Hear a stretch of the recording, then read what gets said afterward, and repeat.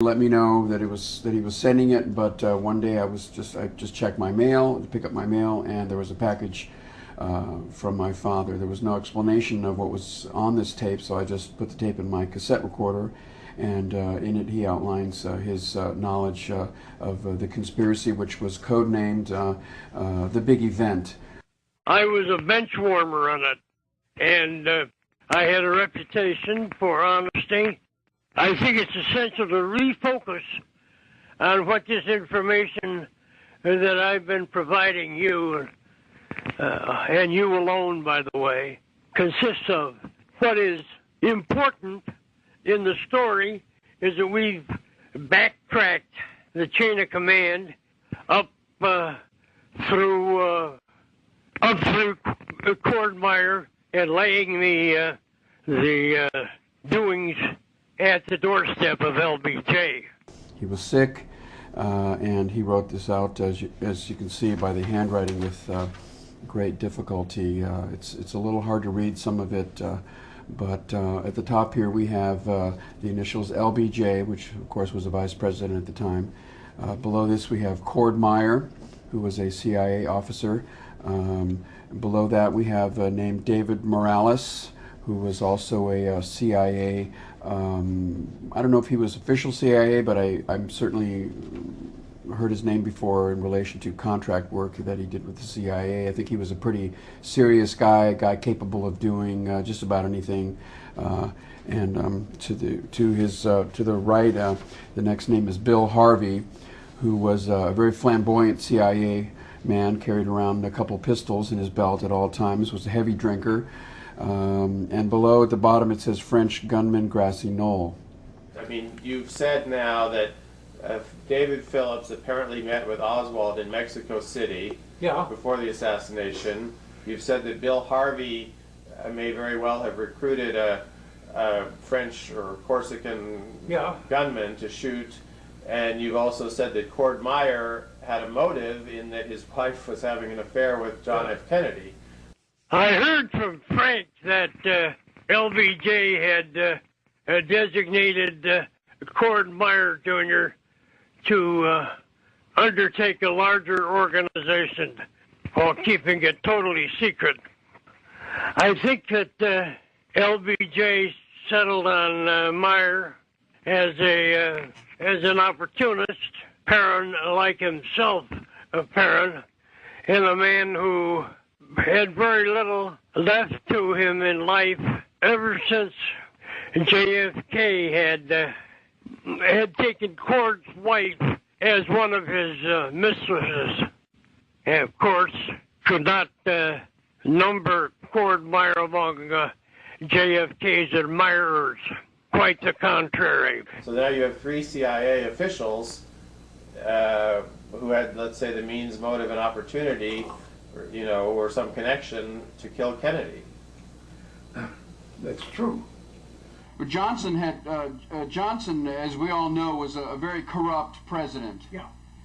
Very capable of doing evil deeds, don't you think? Unquestionably. Unquestionably. And if he wanted something done, he may have turned to someone like Bill Harvey, right, who was also extremely corrupt. Right. And a psycho, basically. Yeah. Oh, yes. I could just visualize Harvey and LBJ forming a kind of a thieves' compact between them. Mm-hmm. But I think that LBJ was an opportunist, and if it was not hesitated to get rid of obstacles in his way. I think that his later career exemplified that. The vice president had the most to gain. Yeah. And he was in a position where he could bring in people like Cordmeyer and others of interest and get their take on different things, and then in turn issue instructions. There was nobody with the leverage that LBJ had no competitor. He was the vice president, and if he wanted to get rid of the president, then he had ability to do so by corrupting different people in the CIA. And he had to do it with the limitations of CIA because there was no other group that honored, if I could use that term, honored the clandestine limitations the way CIA did. They could do something, turn their back on it, and move on to something else. It was not like a military. There was no accounting in that sense. And we know that LBJ had an unlimited ambition. And we know that he was a corrupt individual. And that the dollar sign was very important to him. As vice president, he didn't have the leverage that a president did or would. And so that was an attractive goal for LBJ. He did not want his career to come to an end as vice president. Who knows about vice presidents? It was very, very important to him that he take advantage as to the extent that he could as vice president, because just a few things had to be accomplished. He had to kill Kennedy, have him killed, I should say, and be guilt-free himself. Then he could go on and do what he wanted to do as President of the United States. It was a very tempting and almost a logical move on his part. I keep thinking about Bill Harvey. Call Harvey and say, look, there's some things I want to have done. I mean, Harvey didn't want just an additional CIA salary. He wanted to move on. And LBJ could do that for him if he were president. Right. He couldn't do much for Harvey or anybody as vice president. That was why he used Harvey as the being available and corrupt. It was very easy for even the vice president to start working with Harvey or anybody else. Just say, I want you to do this, I want you to do that. And making sure that they had money that was not their own to do whatever the LBJ wanted to have done.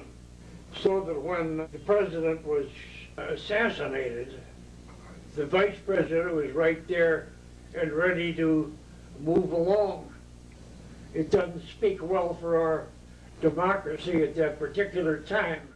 He, in my opinion, had an almost maniacal urge to become president. He regarded JFK as he was, in fact, an obstacle to achieving that. He could have waited for JFK to finish out his term and then undoubtedly a second term. So that would have put the LBJ at the head of a long list of people who were waiting for some change in the executive branch.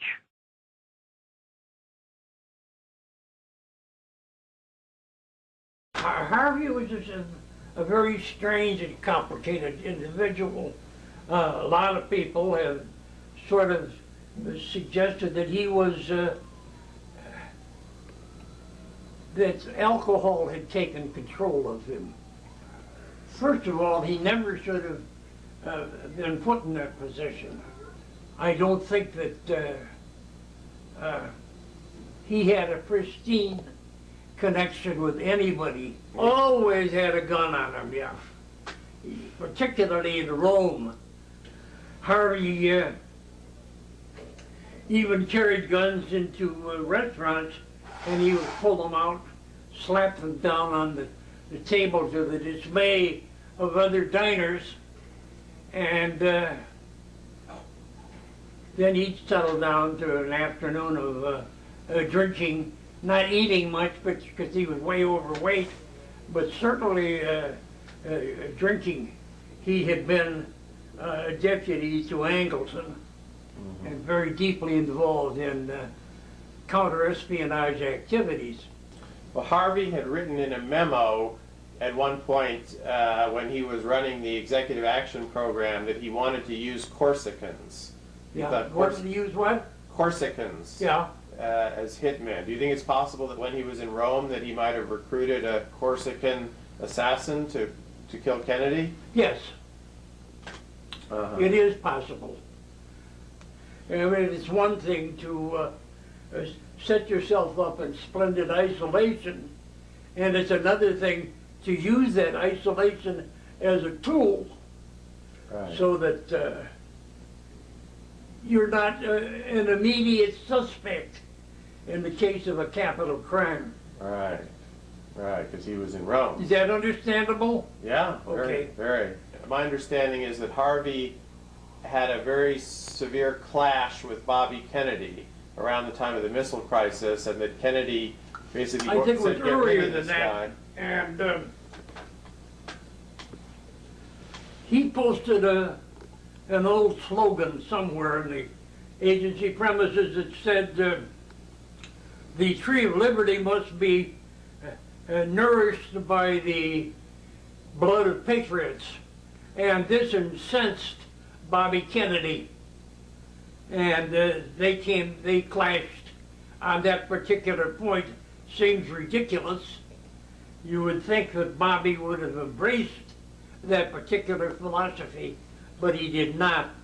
And I guess he figured that Harvey was trying to steal some of the glory of whatever was going on in those days. During the Cuban Missile Crisis, everything was extremely tense, and suddenly it was discovered that Harvey had sent a team of people into Cuba, and the Kennedys were very concerned that this crisis might explode into nuclear war. And Robert Kennedy particularly was in a rage when he heard that this loose cannon had added a further element of unpredictability to the situation. Harvey hated the Kennedys. After the Cuban Missile Crisis, he had a confrontation with Bobby Kennedy that virtually ended his career, exiling him to an intelligence station in Rome. We had a terrible experience with the ones that were handling it at the time of the missile crisis. They were going to send 60 people into Cuba right during the missile crisis. Nobody knew what they were doing, and we pinned it down to the fellow he was supposed to be in charge, and he said we planned it because the military wanted it done, and I asked the military, and they never heard of it. Oh my God. This is the same fellow who put the tunnel under Berlin, and so he was, you remember that tunnel in 1948? They constructed a tunnel under and built it up into the intelligence office of which was a hell of a project. Yeah. But he did that better than he did this. Of course, I was furious because I said you were dealing with people's lives. And the best of the Cubans, and they're the ones that volunteer, and then you're going to go off with a half-ass operation such as this. We had a meeting at the Pentagon. I never saw it, never seen